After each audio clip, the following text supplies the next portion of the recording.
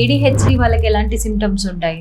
Right. ADHD వాళ్ళకి మెయిన్గా రెండు సిమ్టమ్స్ ఉంటాయండి. ఒకటి attention deficit, hyper activity. Okay. Attention deficit అంటే ఏంటంటే ఏ పని పైన కాన్సన్ట్రేట్ చేయలేరు. సో నాకు ఒక అన్నా చెల్లెలు ఇద్దరు వస్తారనమాట. ఇద్దరికి ADHD. వాళ్ళ మదర్ ఏం చెప్తారంటే ఫస్ట్ వీళ్ళు గమనించే సిమ్టమ్ ఏంటంటే చిన్నప్పుడు మన పిల్లలు అల్లరి చేసినా మన పిల్లలు కాన్సన్ట్రేట్ చేయడం మనకు ముద్దుగానే అనిపిస్తుంది.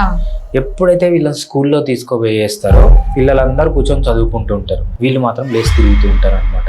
సో వీళ్ళు ఏంటంటే ఒక్క దానిపైన కాన్సన్ట్రేషన్ ఉండదు.